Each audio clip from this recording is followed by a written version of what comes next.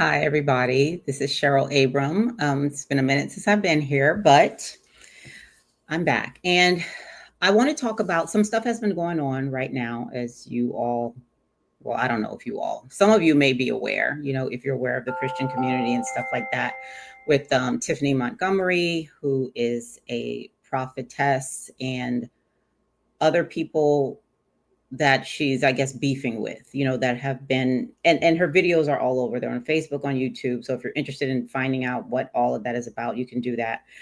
But her and the other people that I have on the thumbnail, there is a little thing going on where, they're someone called her a witch and claims she's not real or a prophetess, and she has other labels, that she's putting on other people as far as their authenticity and genuineness and what they're doing, the way they're following the Bible and the rules and all that.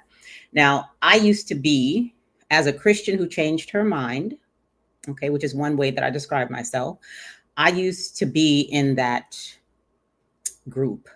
Okay. Back in the day, I would have been highly engaged in all of this that's going on right now. And for good reason. Okay. Because, I would have picked a side, and it will probably have been Tiffany's, because she's very confident, and, she seems to be really strong, and, very strong in her convictions and stuff like that. Not that the other folks aren't, but she has like that extra little something. I don't know, that would have made her easy to follow, okay, and easy to to want to be associated with, to be completely honest. But now I don't have an opinion either way about whether she's right and the other folks are wrong, or whatever. Okay, although all the stories that they're telling are quite interesting. Like, they're really interesting, and we like drama. Okay, be honest, we like drama. Okay, and that's basically what's going on right now, a lot of drama. And but I don't want to get into that, at least not in this video. But I do want to give you four, as I'm observing this, because I said I know that I would have been somebody to follow her, I'm making this video for me back then. So those people who, and if you read the comments, you'll have people on both sides. All right. So this video is for those people, who feel like, okay, I'm in this. Okay. And because I'm in this, I gotta be on the right side. I have to be on the right side. Okay.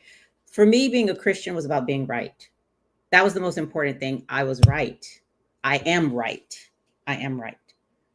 And so everything I did had to be right and had to be supported with scripture and other people telling me I'm right, and or my feeling of conviction that I'm, or whatever. Okay. Um, but I found out that that may not be the case. So let me give you these four things, because I don't want to go too much into all that, because I have all these other videos that talk about that, right? But as far as this situation is concerned, so let me give you those four ideas that I didn't acknowledge. It's not that I didn't know this, but I didn't acknowledge it. Okay. I didn't tell myself the truth about it. So, number one, strength isn't always power. Sometimes it's performance. Okay. So I was in a play in school, and I was somebody's wife. I forget the name of the play, but I was somebody's wife, and there was a scene where I was at the kitchen table standing up, and they were telling me that my husband had been arrested, and, but my kid was there, and I had to be really strong and keep it together and, say all the lines and all that. And then there was another scene where I had to cry, so in all of those scenes, I had to manufacture feelings in order to present that, to the world, because they needed to believe me.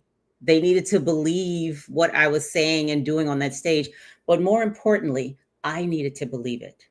Okay. I had to be that good. I had to be so good that I started to believe that I was this lady with a husband who was going to jail, and, and things had happened that were causing me to distress and all that. I had to be strong for my child and all that. Okay. So sometimes strength is performance. Like, that's exactly what it is. And that's what it was for me. when I was a Christian. Number two, I can be authentic in a role and still be acting. Okay. So Christian is a role. It's a role. Okay. There's no such thing as belief without a believer. You have to have a believer there first in order for there to be a belief. Okay. Believer was my role. It's the role I was playing. Okay. It's the believer role that was going to get me to heaven, not the mother role, not the daughter role, not the best friend, not the altruistic person, not the, the person that helped people when they didn't have anything. None of those roles were, as far as getting to heaven, and getting what I ultimately wanted, throw them out. It's this believer role, this Christian role that was going to get me what I wanted. Okay. So, and I was very authentic in that role. Like I just talked about, as being an actress, I was very authentic as a Christian. Okay. But I was still acting. And that's what a good actor does. That's what a great actress does. They make you believe that they are this person. They are this role. Number three, my role as a Christian was not my salvation. It was my prison. Now, let me say, every role is a prison, not just Christian. Okay. But I'm talking about Christian because of the situation that's going on. But every single role is a prison. Like that's what it's a window and it's a prison. If you feel like that is who you are. So I have a role as a mother. Okay. I have a role as a daughter, a sister, a neighbor, a veteran, a taxpayer. All of those are roles. Okay. That I play. But what I understand now, which I did not before, was that I can choose. And as a Christian, I felt like that's something I was born into. It's almost like gravity. When you're born into this world, it's like you're born under the forces of gravity, and there's really nothing you can do about that. You just got to navigate like that. Okay. And make the best of it. Okay. Because we're all subject to the same thing. I felt like Christianity was that. Like I was born into this thing. I was born a sinner. And there's nothing I can do about that. So now I just got to navigate the world under that force the best way that I can. And that would be like finding a person like, I don't know, what's his name, Karn or Stevenson or Montgomery or, whoever to follow and latch on to and say, okay, they're doing it right. Okay. They know the right way. So let me stick with this person or this religion, be it Christianity or, I don't know. Is it Muslim or Islam? That's the religion. I don't know. And all the other ones that are Wiccans, whatever it is, or even a non-believer. Okay. That's a role too. That's a role as well. So whatever I had to do to be right, okay, is what I was going to do. And number four, this is the main lesson I learned. And before I say number four, let me tell you that I learned these lessons not because I was looking to not be a Christian. That's 100% not the case. What actually happened was I was looking to become more worthy. I was looking to be a better Christian because my life wasn't going the way I wanted it to go. And from what I was taught and what I believed, it was my fault. I wasn't good enough. I wasn't worthy enough. I wasn't going to church enough. I wasn't praying enough. I wasn't doing enough. I wasn't fasting enough. Like my life was in shambles because I was not being obedient. Okay. So I did everything I could to fix that because that was my fault. Okay. And plus, I didn't, according to the songs that I sang growing up, I didn't even deserve to be here anyway. Whatever I had, I didn't deserve that. I only had that because God was nice, even though I was born a sinner and all these other things, he had grace and mercy. So I'm breathing and I'm alive and I'm eating and I live in a house and even if it's a shack and, I'm riddled with disease or something, I didn't even deserve that. Okay. From what I had been taught and what I believed. All right. So that's number one. Right. And now from there, now I'm trying to be worthy. I'm trying to do all these things to be better, to be just to be better, because I remember one day I was saying, why is life so hard? Like, what? The birds don't seem to have it this bad. They tweet and they fly and they eat worms and why is this so difficult? Was my question. And in my thinking in this, in this Christian role that I was in, the script told me that, hey, Cheryl, you're not doing enough.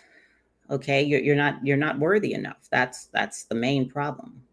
So number 4 was, what I found out was that I can choose. I had no idea. I had no idea. The idea never crossed my mind that I could choose a different role. I didn't have to be locked in to this Christian role. I didn't have to be imprisoned in this role. Okay. And I'm talking about the role. Listen to what I'm saying. I'm saying the role. Okay. Now I've made videos on this channel about words and what they mean and how they're there to control. Christian is, what is that? A noun? That's a noun. That's not me. Woman is a noun. That's I'm not a noun. Like, that's not what I am. Okay. It's a symbol, meant to represent something that's actually real. Okay. It's that simple. This is not rocket science. It's so obvious. And the hardest thing to see is what's most obvious. All right. I can choose. Christianity was not like gravity. Uh, any other religion is not gravity. Any other role you have is like, it's not, you're not born into that's just not how it works. Okay. When you really, really look at it, and you can see that for yourself. All right. So, I mean, and I'm not saying any of this so you can change your mind and not be Christian, or like do whatever you want to do. Okay. That has nothing to do with me. All I'm doing is I'm explaining something for someone out there who might be wondering. I wasn't wondering. Like, if I, back in the day, I probably would I have watched a video, maybe because of the title. I may have clicked on this video because I was always trying to be worthy. Like, I'm always looking for the, what can I do? Like, because whatever I'm doing doesn't seem to be working. Okay. And what the issue was finally is that I knew I was lying. I knew that I was authentic, but I was acting. I knew that. And I had to tell myself that truth. I knew the truth. I knew it. Okay. But it wasn't until I was in the lowest part of my life and all I had left was the truth. That was the moment that I told the truth. And that was the moment that I saw that I was wrong about everything. The most beautiful moment there is. It has to be. Okay. So liberating. Okay. To see that I was wrong about everything. All right. That's all I have. I'll talk to y'all later.